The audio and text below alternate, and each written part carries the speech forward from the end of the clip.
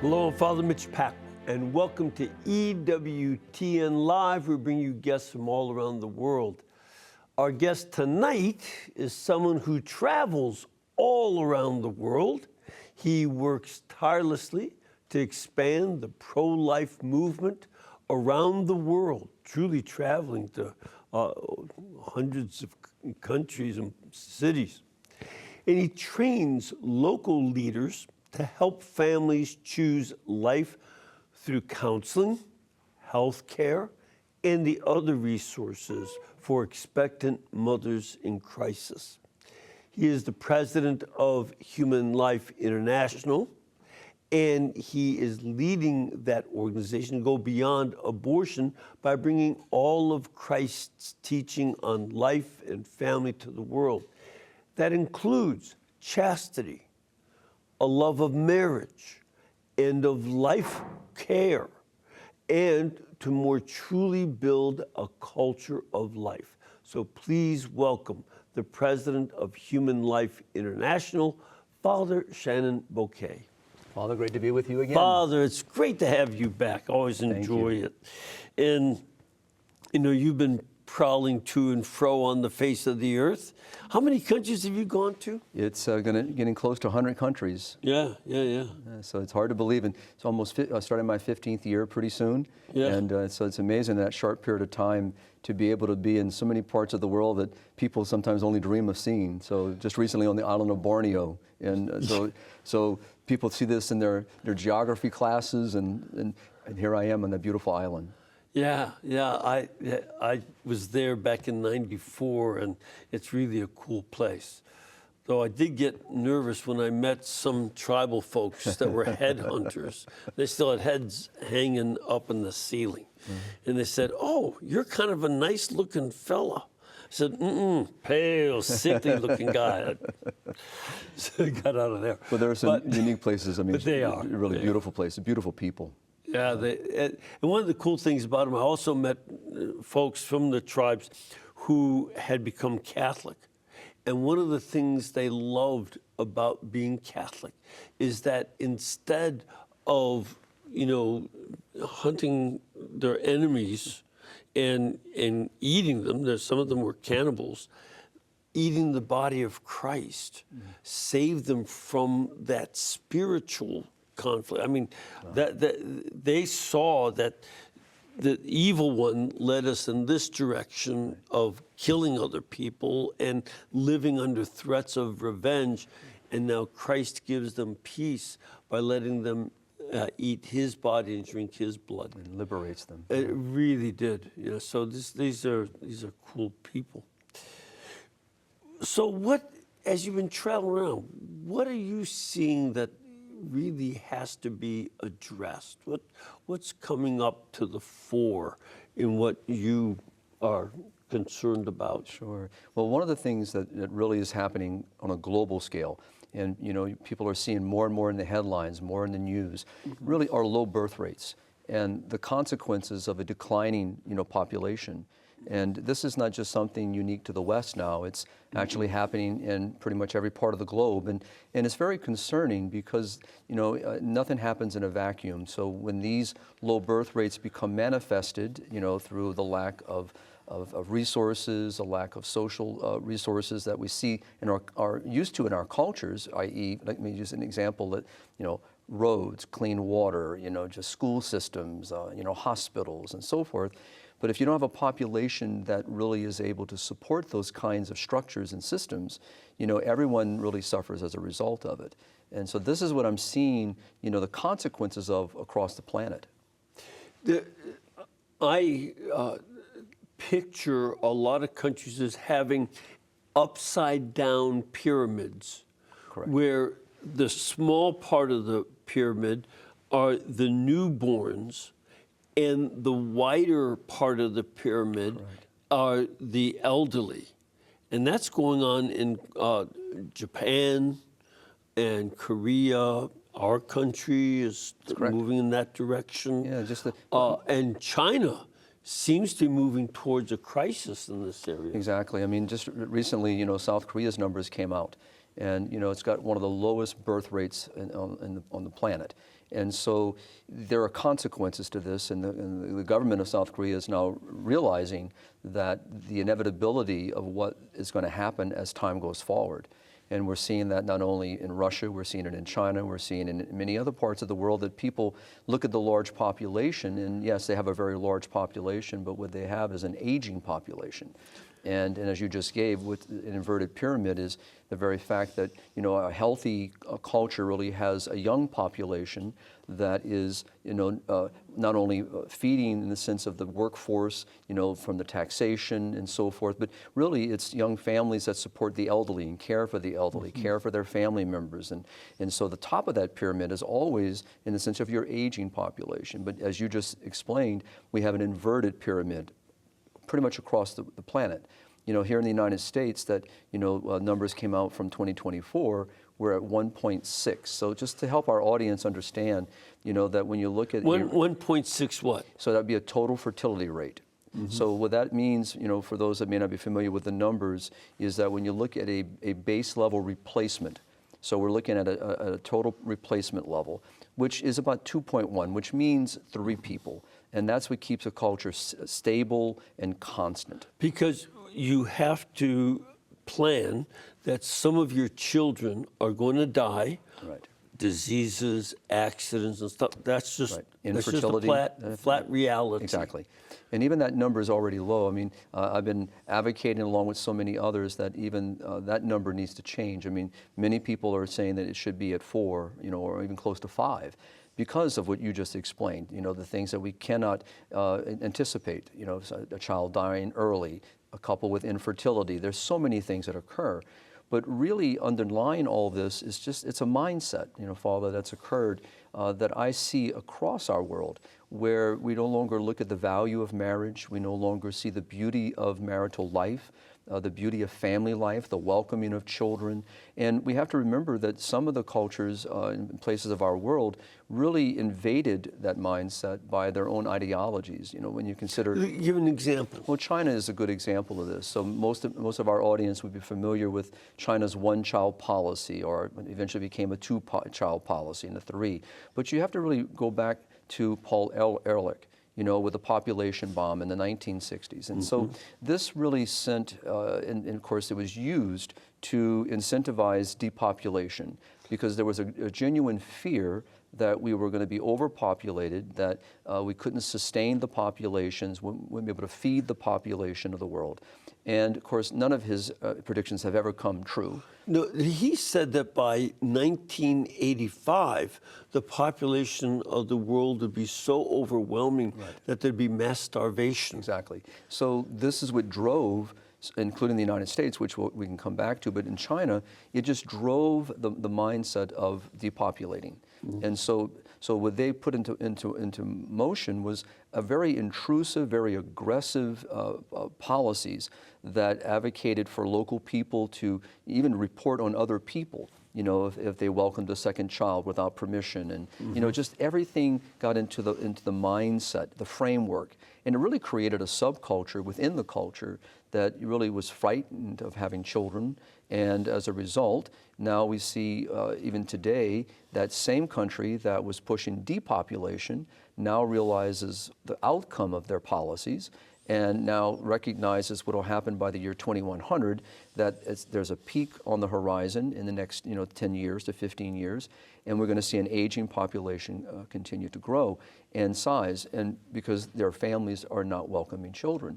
To the point that they now, when they added a VAT tax, which is a value-added tax, several years ago, they've now added a VAT tax. Who's they? So China, sorry. China, okay. China. Yeah. So they just added a 13% tax on contraception and contraceptives. So this is the very country that was promoting sterilization, abortion, contraception, now has literally flipped its position because of what's happening with depopulation.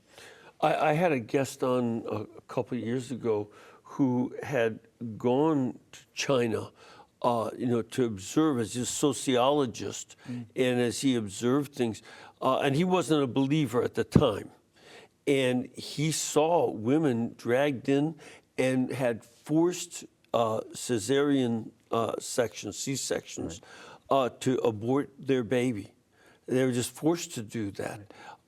And then, of course, the people who volunteered to abort usually aborted girl children because boys were the ones who were expected to take care of their elderly parents. Care of the family. So they, would kill the girl babies. And now there's, 50, 60 million men with no woman to marry. Right. I mean, this is not just people delaying, childbearing. If you killed off the girl babies, you don't have women to have babies. Right. Right. That's part of the crisis of China. Exactly. And so now what we're seeing, not only in China, Russia is another example. We're seeing in other countries in Western Europe, where low birth rates are now reality. And an example, just to kind of, help our listeners, I've been rereading Children of Men, by P.D. James, 19. And so it's when you think of this 1994, if I remember the year, was, he's kind of looking forward in time where there's 20 years where the world has not been able to conceive a child. There's no child born anywhere across the planet in 20 years. So for whatever reason, there's infertility. And so in the chaos that ensued, the fear, the anxiousness, the violence, the wars that were happening because they were fighting for resources and because we didn't have enough children, and so you kind of push it forward in time. And it's interesting that I wrote an article recently on a story out of Italy, and it's a little village, with maybe 20 people. They had a little girl named Laura. She was just born recently, after 30 years of not having any child born in that community. So just the celebration, and the article was about, they're celebrating the birth of a child. But when you read the article and you realize that this is now in Italy where the birth rate is 1.1. Yes. So such a low birth rate. It's the lowest it's ever been in this 2024 numbers. And what you've seen is, again, an aging population. And as a result, the shuttering of schools. Like this little girl, Laura, there's no other children. She has no other children to play with. There's no one anywhere near her age in any of the neighboring villages. Why? Because they're not welcoming children. So the consequences of that is not just the fact that someone chooses not to welcome a child. It's the consequences of a very selfish mentality that doesn't see the beauty of family life and see the beauty of children and the gift that children are and the hope that children bring and the promise of a future that children show. And our investment in our children and believing in tomorrow and very rooted in our own Christian faith and trusting that in God's providence. And so, but it's a story that just, the parents are talking about their fear.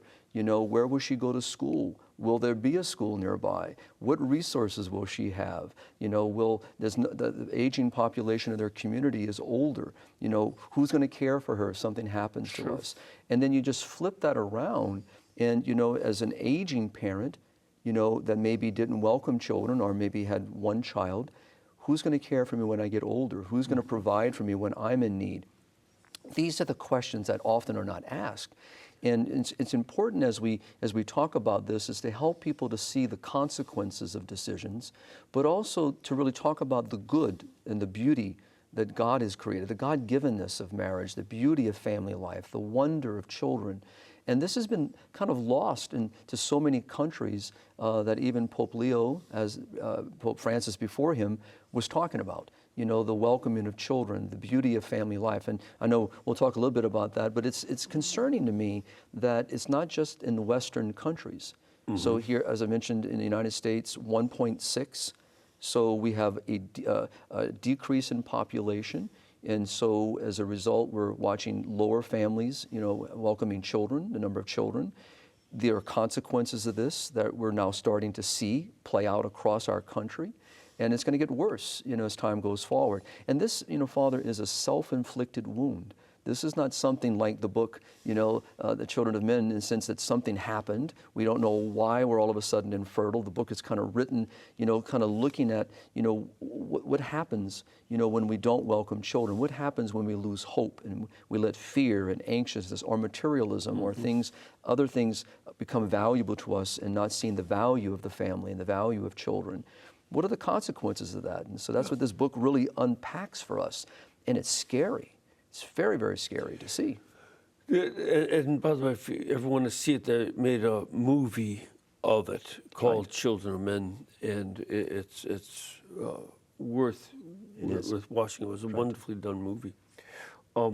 I think you also have to pay attention to the fact that some governments, like Russia, have tried to motivate people to have kids. Correct. They would have one day a year where people would get a day off from work to go home and conceive a child. Right. And whatever child was born first, the family would get an automobile. Wow. That's not enough of a motive. I mean, kids cost more than a car. Well, there's a real issue there, and you have to make a commitment that I'm going to love my spouse and be with him or her for the rest of our lives, and I'm going to be faithful to the children we bring together into the world. Right. And that's just not the case.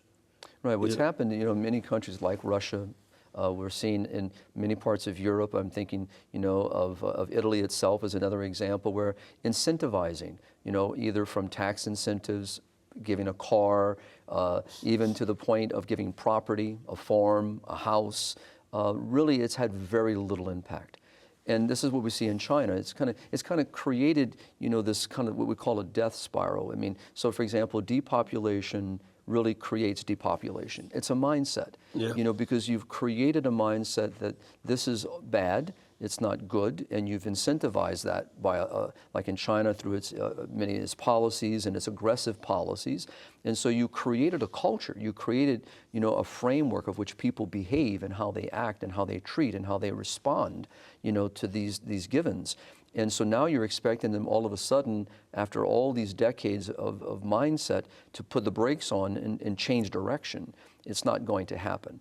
And the policy, a law, and even this VAT tax in China is not going to change it.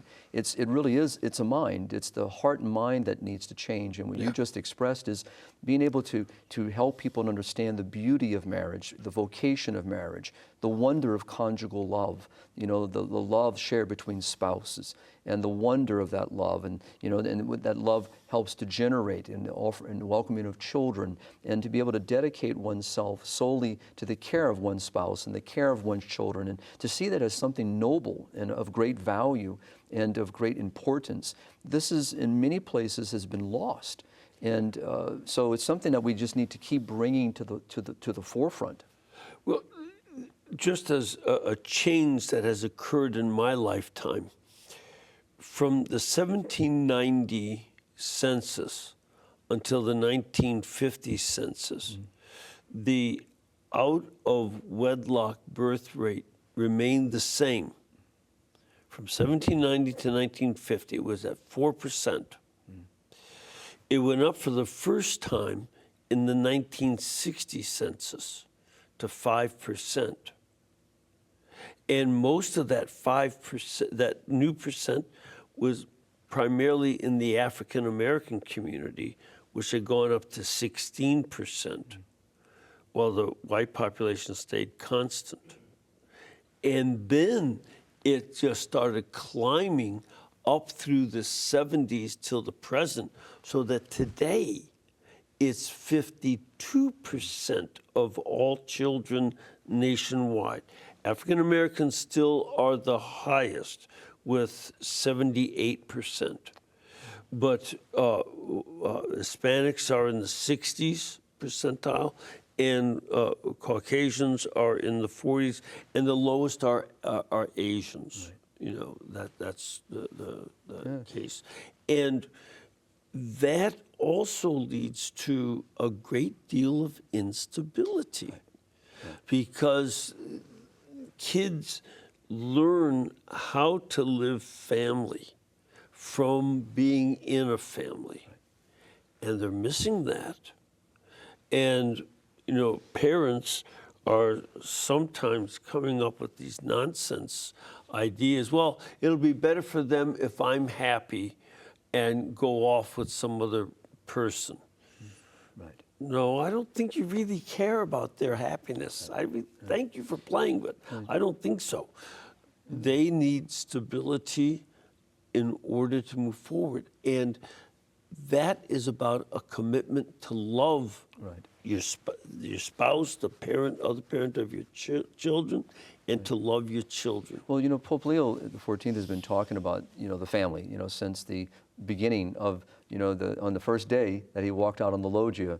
I was in Rome at that moment, and, you know, he's been speaking about the family. So what you're talking about is what he's also been raising, is, you know, we've now had generations of people, Father, who have no experience of what you just expressed in the sense of a fidelity of a husband and wife, the beauty of the family that is stable. The grandparents are stable. The great-grandparents were stable. And, you know, they're raised in that beautiful culture, which is what Pope Leo's been talking about. And it's interesting, he's been raising the issue or the example of St. Therese of Lisieux's mom and dad, Louis and Zélie Martin.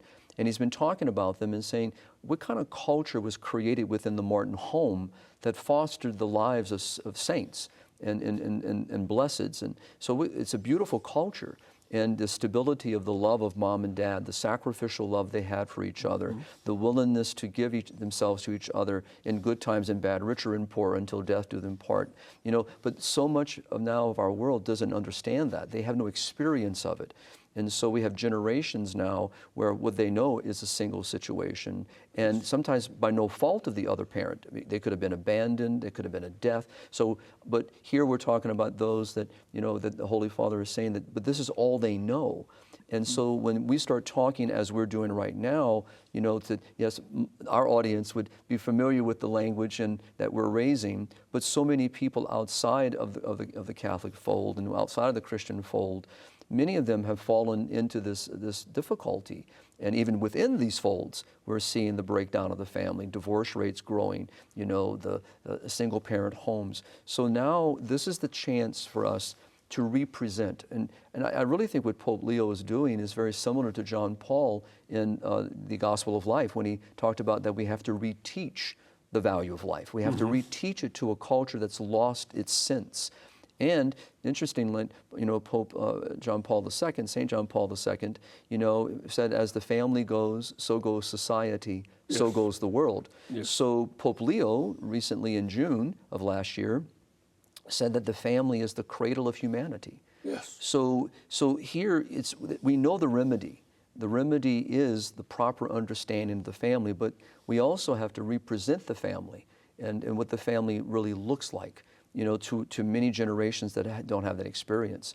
And so, and the same thing, you know, when my dad was a younger boy, and the larger families that they all experienced was common among families. Sure. That was common. And, you know, and I mean that word in a good way. It was something that was lived by many families. And so, but today, you know, we see a mindset, even outside of an intrusive government like China, or like we see in Russia and other parts of the world, but here in the West, where we have such freedom and the ability to exercise our freedom, no one's telling us here in the United States that you cannot have a child, right? But yet we've inflicted, well, probably, we have ideologies, absolutely, and agendas, yes. But what we don't have is a government telling me what I can't, giving me vouchers or telling me I can have one child or two children. But yet we've chosen to reject the beauty of children, to reject the beauty of family life, all because of a false narrative that it's harmful to the planet, the carbon footprint. It's all ideology. It's all ideologically driven. Yeah. And also the thing that it's interesting, Father, is what John Paul would have said many years gone by is the materialistic mentality that's in the West, that we value things and our comforts over the beauty of others and the welcoming of others. And it doesn't just translate to the welcoming of children, it translates itself to how we treat other people in general. So if we're unwelcoming to the most vulnerable of life and the welcoming of life into our family, it's going to translate itself into other aspects of how I treat other human beings. I've had couples tell me that, look, I really want some toys. I don't want kids. I want toys. And then, these are people I know for a long time. And I said, you had some very expensive toys. Where are they now? And they're, well, we sold them. We got bored. I said, yeah, and you still don't have kids. So you have neither the toys nor the kids. Right. And there's an element that while materialism is a strong temptation, I think there's also a lack of faith that God will take care of us. It is a challenge to bring children, a financial challenge, emotional, and all that's real. That's right. But, I'll never forget that my mother's last Christmas with us, she said, I don't know how we did it, but we always had clothes, we always had food, we had a place to stay. Yeah. I still don't know, it just had to be God was there to help us go through this. And, that was her reflection, in her last year. I don't think she's alone. I've heard the same thing from lots of other couples. Yeah, it's really about, and this is the thing that we try to do in our mission field, so it depends what country we're in. So obviously in parts of the world like in Africa where family life is still welcomed and celebrated and children are seen as a great blessing, you're trying to reaffirm, to encourage, and to support and to bring opportunity, by encouraging them, but also working with local government, because that's really the key here, is not that government is the solution, right? It's not the solution, but the role of government is to aid and assist, not to cause harm and not to literally reverse, and say that this is no longer good, and then work against the family. This is the thing. So I often say that when you look at an iceberg, we only see 10% of it above the water. There's a tremendous bit below. So what you just said is the truth. We all know family life has its challenges. Every family has their difficulties, and it's about prioritizations. It's about what we value, who we value. And with that also, though, you need others. And we really need to recognize the role of government, is to find ways to support the family, to help the family. Not so much for dependency, but, incentivizing lower taxes, bringing down the cost of goods, the cost of housing, the various things that affect people's decisions in the welcoming of children, even though that should not be the primary reason, but it does affect how people approach this. And I would add, for the government support of family, not, punishing the elderly, that if they get married, their Social Security gets lost, it gets reduced. Right. That's just plain wrong. It is. And it's what gets a lot of older folks to not want to get married. They'd rather just live together without benefit of the sacrament and the graces that come with holy marriage, and because they don't want to lose their Social Security. Exactly. Government has to be supportive of family in this way. And as we've talked about, at times off the camera, just the idea that government has a role, and one time the state saw the value of the family. And the realization that the core values that come from family life, not only just gospel values, they're virtues that are taught to our children, how to live within a social structure. We're social beings. We're made for interaction, participation, and community. And all this is learned in the domestic church. It's learned inside the home. Mm-hmm. And this is why the devil has assaulted the family from the beginning, and he's still continuing his efforts today, mm-hmm. And all sowing seeds of confusion and doubt and fear and anxiousness.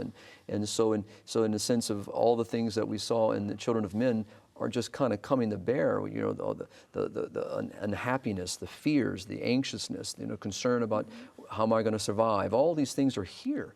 The remedy is the family. It has always been the remedy. It's what God himself created, and so it is always the path forward. And it's also the healing ointment we need. And so that phrase of John Paul and the phrase of Pope Leo XIV really bespeak of this. But we have to bring this back. And this is the part, that working with priests around the world is that we are the bearers of that good news. And so part of our mission really is to support our brothers, to help our brothers to articulate the beauty of our church's teaching, and not to be afraid of proclaiming the gospel of life, not to be afraid of proclaiming the beauty of marriage and the beauty of children. And we have to push against the contraceptive mentality. We have to push against the ideology of the sexual revolution and say that there is a God-givenness that we need to proclaim. This weekend, on Saturday, is the Feast of St. Valentine. Mm. And what a number of parishes and dioceses are doing is using this as a way to celebrate marriage. Not celebrate going to an expensive dinner and have a date that may not necessarily help your moral life improve. Right. We want to take this and seek the intercession of the Bishop Martyr St. Valentine, right, to help promote marriage. And in the Maronite Church this week, we have the Gospel of the Wedding Feast of Cana as well. And to use this gospel, this Feast of St. Valentine's, not the way that the world would use. Right. They're trying to sell lingerie and all this. And some of these companies want to tell them, keep it a secret. I want to know.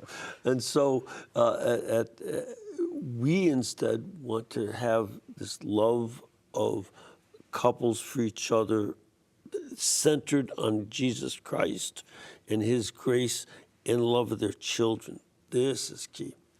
We have to take a break. If you want to find out more about Father Shenan's work, you can go to the Human Life International website, which is hli.org,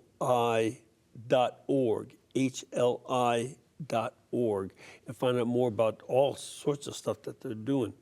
But we'll be back in just a couple of minutes. We want to get your questions and calls and your comments, so please stay with us.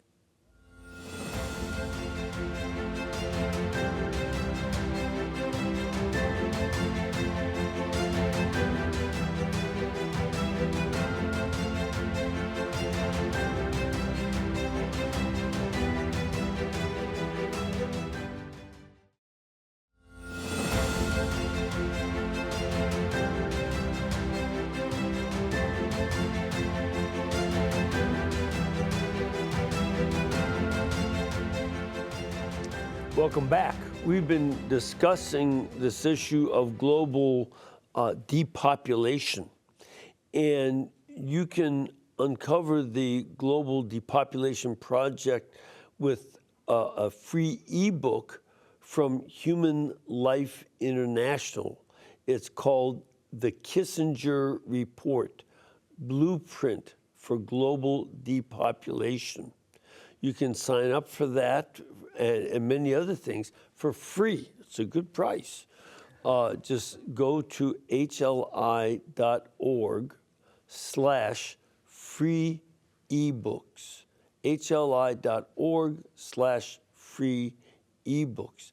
A lot of folks don't realize that Henry Kissinger, who was our Secretary of State under President Nixon, was very committed to depopulation. Exactly. He wanted the population of the world to be 50 million. Some small number of that, yes. Yeah, that's barely the population of Texas or California. Yeah, most people are unfamiliar with the Kissinger report, and really it's what we talked about a little earlier. When you look at Paul Ehrlich and you look at that population bomb, so the response of the United States under the Kissinger era was, how do we protect national security? So they used depopulation as in its promotion under the guise of national security. And so looking at various nations that we needed, where resources we could find to maintain our way of life, to maintain our security, end quote, and that is, we have to keep their population down so we have access to those resources. The sad thing, Father, is that this policy is still at work. And and it plays out in organizations or work like of USAID that most of our audience will be familiar with, and why defunding some of those aspects. USAID is a federal government, operation, right? Correct. And they give aid from the United States to other countries. Right. On the condition that you include training for abortion and birth control. Right. So it's happened like the United Nations Population Fund that that the Trump administration has recently defunded is an example of one of those groups that is being given funding through the United Nations, which we are funding through our tax money and through various other programs, that goes around the world and promotes basically what's called reproductive health. And so reproductive health, i.e. means contraception, sterilization, abortion. And of recent, it also included the issue of gender-altering surgeries. So this is what sadly was being utilized in these funding around the world, and I see with my own eyes. So today, when you look at this, it all goes back to the Kissinger report and the way that in which these organizations or these various non-governmental organizations are being used. And the amount of money, the millions and millions of dollars that are being spread around the world to depopulate. And what ultimately has that resulted in?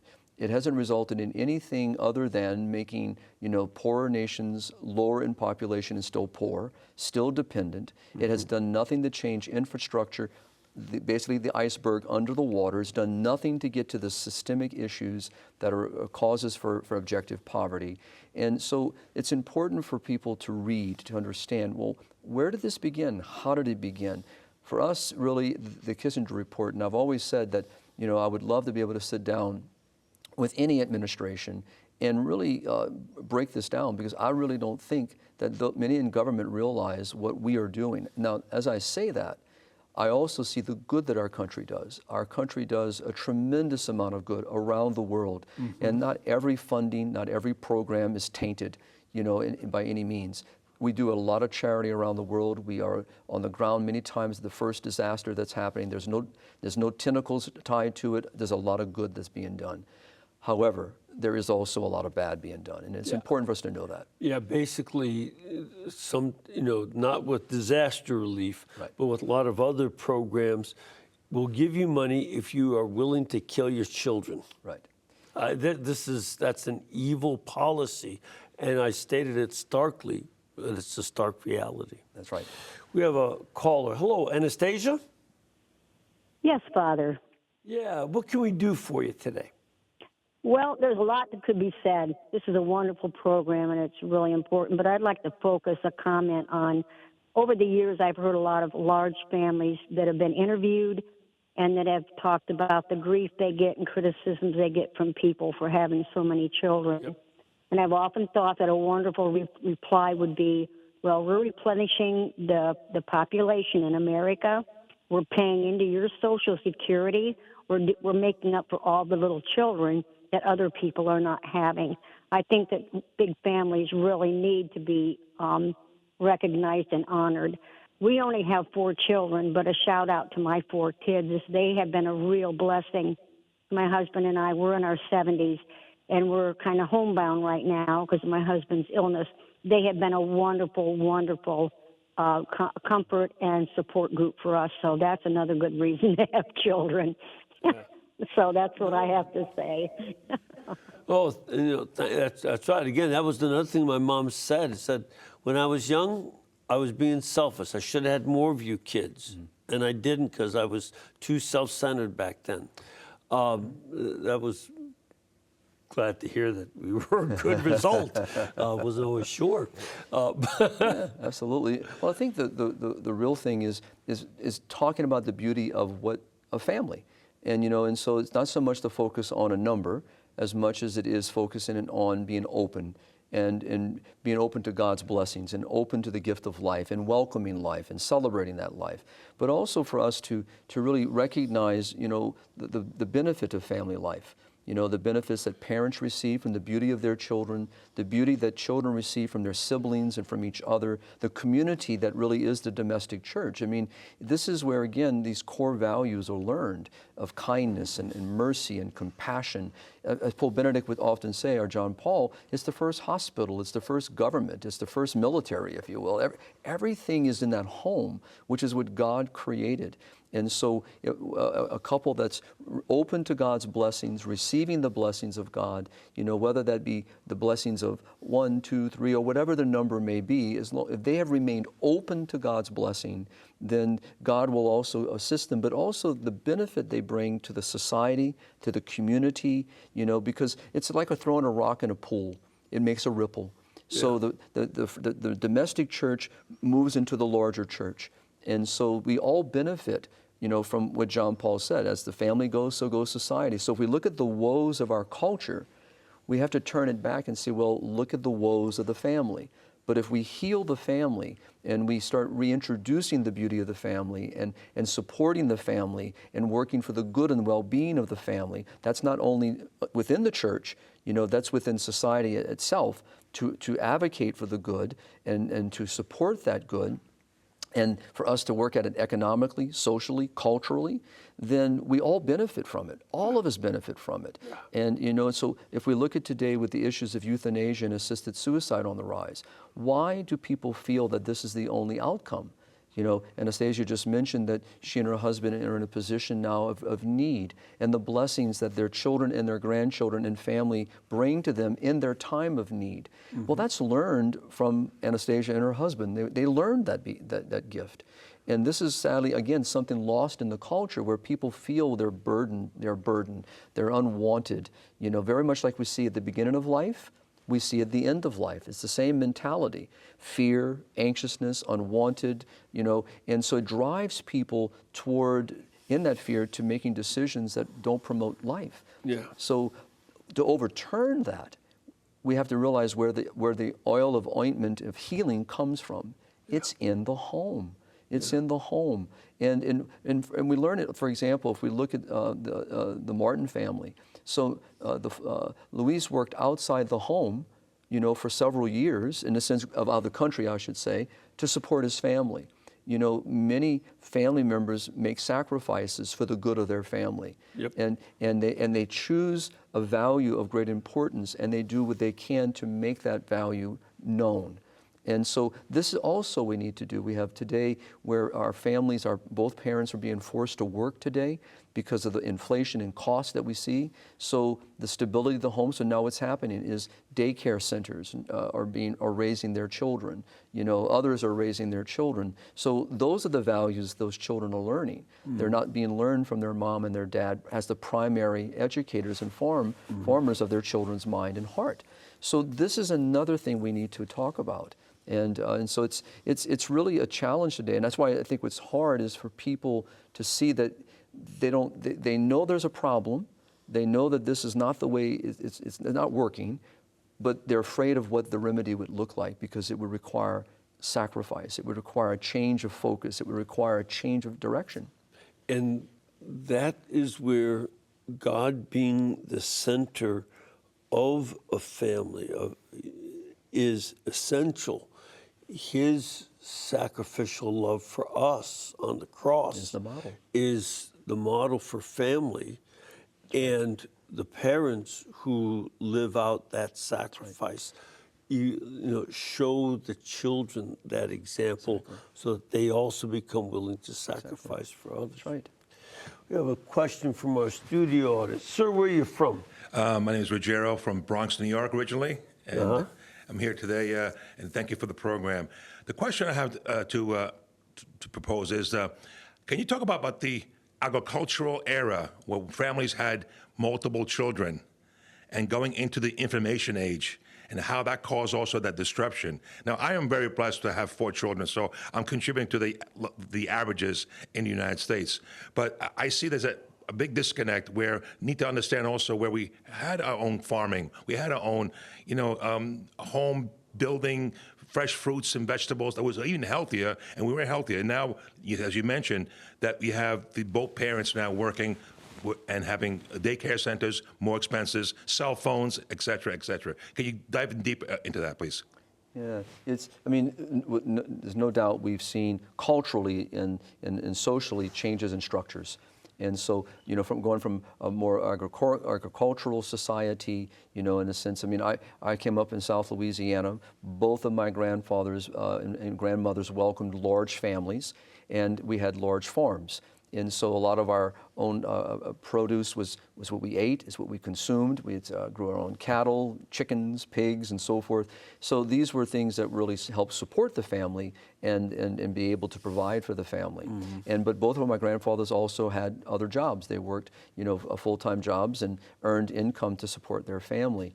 But as society has moved away from that way of life and become more drawn toward the kind of almost instead of having urban life, in suburban life, we now have an urban life, mm-hmm. Mentality, and just the busyness and kind of surrounding ourselves, with more of the conveniences and more of the technologies and reliance upon that environment. It's changed the way we approach. An example of this would be in many of the cities, housing. How do you raise a large family in an apartment that barely can handle 2 people? How do you, in some countries, they actually purposely create the housing so that you don't have large families. So again, we're back to the state imposing an ideology and forcing people into the cities because that's where the work is. And so there's no work out in the urban parts and the suburban areas. So they're drawing people into the metro areas, pushing them into a structured way of life and forcing things to be the cost of living to go up, the cost of housing. So now one household salary can't afford it. So now we need 2, still can't afford it. And so you see how it begins to affect the mindset and the culture. It's created another culture. Sure. And it doesn't mean that you couldn't welcome large families in cities. I'm not saying that at all. There are many of areas around our country and around the world where many people welcome large families within the city life. But again, those structures were different then. You had communities, you had your family lived around you, everyone was kind of supporting you. You had aunts, uncles, you had infrastructures, all this family. But that now people are more mobile. They're on the move. Kids don't live near their parents anymore. They've moved out of the area. So a lot of those things sociologically have changed in the structures.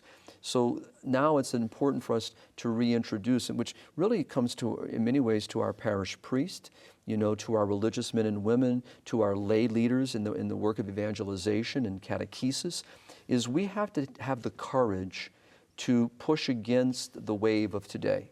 And we have to, what Pope Leo has been saying, we have to reintroduce, we have to repropose a value that has been lost to many. And for the moment, it's going to seem absurd. It's going to seem, well, who are you?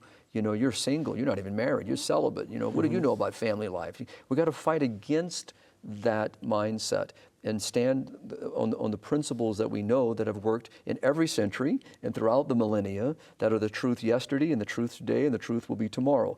But what I find today, and that's what makes our mission so important as well, is empowering and emboldening our priests to be able to preach, to teach, to proclaim, and whether they be in a developing part of the world or whether they be in the Western countries.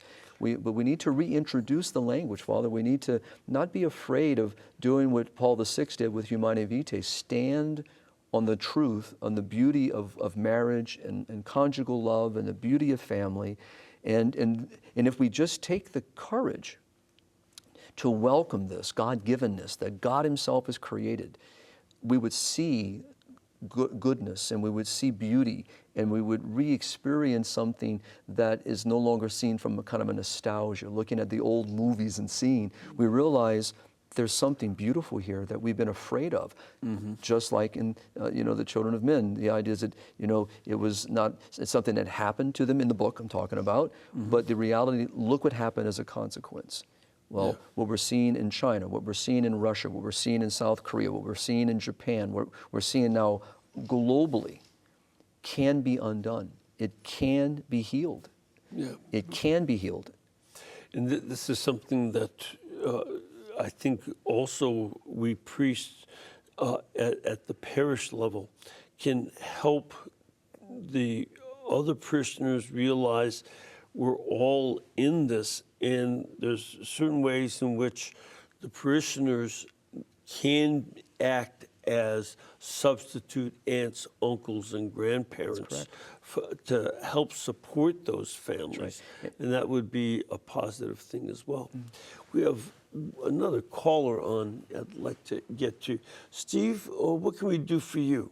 Yes, Father Paco. I have a question that says, God wants sex and marriage to produce children, but that is God's plan. Outside of that, abortion arises, violating God's purpose. How can people see God's plan in their lives and realize that abortion is murder? So again, it's the how do we?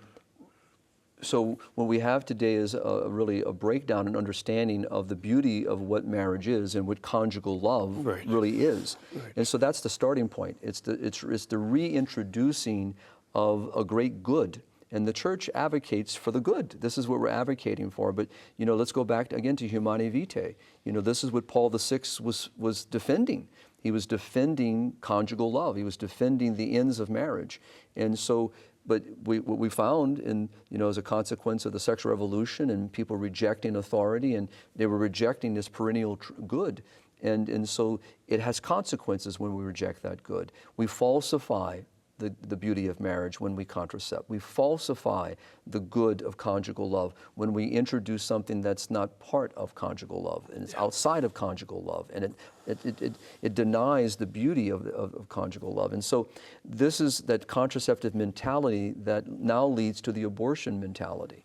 Because if I don't want a life in my marriage and I'm not open to the gift of life and I want to stifle the gift of human life, the natural end of conjugal love, is the possibility and the openness of life, then inevitably it's going to lead me to abortion. In a sense, I didn't want it here. Why would I want that life now? So this is the challenge. So so that's why I have been saying for many, many years now, and especially serving HLI for nearly 15, we will never end the abortion mindedness until we eradicate the contraceptive mentality. We have, I thought we had another call. There was someone who was trying to call in, but we're running low on time, and she was just Dolores from Ontario. She wanted to ask, could Pope Leo XIV call for another year of the family? And of course, this would be something where for the church to focus on family yet again in this time of family and population. And this is what I'm hoping will happen, because we're really, and it has to be not only from the Holy Father calling for a great year in celebration of the family, right? But also that needs to translate itself into the diocesan life around the world, which needs to move down into the parish level. And it can't be done superficially. It really has to be an intent, a full intent, and to celebrate. And it's going to take, the courage, to break the models, if you will, that we've been kind of using, kind of stopgapping. We've been putting our fingers in the dike. That's got to change. We really need to be intentional. And you said it, Father, so beautifully. On the parish level, how can we support our families? What does that look like? And each community is different, so you have to find out what works in that community. Exactly. On the diocesan level, it can't just be preached on this weekend. It can't be just in the parish bulletin. It has to be a pastoral that moves into catechesis, moves into evangelization, moves into the parish structures. In other words, it has to, at every level, be at every level. Exactly. So I hope the Holy Father, I got a feeling he is moving in that direction. Yeah, I think as he settles in, he will. We want to, again, encourage you to help get that overall vision and use some of the resources at Human Life International. Go to their website, hli.org, and you'll find lots of resources as well as awareness of all the good things that they're doing. And again, that document by Kissinger on Uncover the Global Depopulation. We've run out of time. Always. Please join me in blessing our audience. May Almighty God bless you and keep you, the Father, the Son, and the Holy Spirit. Amen. And we can bring you Father Shenan and all the other guests and all the other programs we do promoting family life, love our children, education, and the faith. We can do that only because this network is brought to you by you. So please remember to keep us in between your gas bill, your electric bill, and your cable bill. And if you do that, we'll be able to pay all of our bills too. God bless you all for your support, and thank you.